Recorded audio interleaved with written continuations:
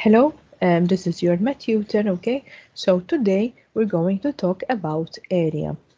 So what do we have here? First of all, what is area? The area, okay, of a shape, okay, of a 2D shape is found by counting the number of unit squares that fit in the given shape, okay? So it is, for example, if we have this shape, okay, we have to count the number of squares inside that shape. Okay, so we're going to find the space inside of a 2D shape. So, what is the area of this shape? Okay, so A, standing for area, is equal to, and we have to count the number of squares. So we have 1, 2, 3, 4, 5, 6, 7, 8, 9, 10. So the area of this shape is equal to 10 square units. Okay, if this square is a centimeter squared unit, okay, the answer should be 10 centimeters squared. Okay, now what is the area of this shape?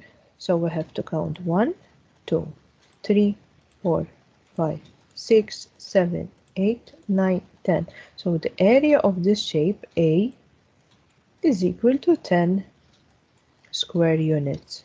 Or if we are talking about centimeters, okay, the area of this shape is 10 centimeters squared. Now what do we have here? However, now we don't have squares to count. However, we have the length and the width, or the breadth, in other words, of this shape. So, to find the area of a rectangle, okay, we can use the following formula. Okay, so area of a rectangle is equal to length times breadth. Okay, the length should be, normally we take the longer side, the breadth should be this one.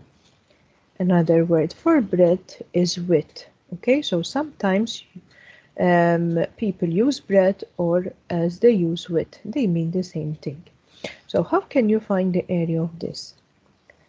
We find the area of this rectangle by using the formula A equals L times B. L meaning length, B meaning breadth. Okay, so instead of L we write 10, okay, times 3. 10 times 3 gives you 30 centimeters squared. Okay, now a side note from this, why do we use squared? Okay, let me explain this clearly to help you out. Why do we use squared? So, what is the unit of this 10? The unit of this 10 is centimeters. Multiplied by its breadth gives you also centimeters. However, we know that centimeters by centimeters, okay, here there is an invisible power of 1. Okay, so when we multiply variables together, okay, and there is no written power, there is a power of 1. So how do we work this out? We work this out by adding the powers. Okay, so 1 plus 1. And that gives you a power of 2. That is why we use centimeter squared here. Okay, because a centimeter is multiplied by centimeter. Okay, so let's find the area of this shape. So here we have a square, a regular shape with all the sides equal. This side is 50 millimeter. Okay, so all of these sides, since they are all equal, okay, they are marked already with these small lines.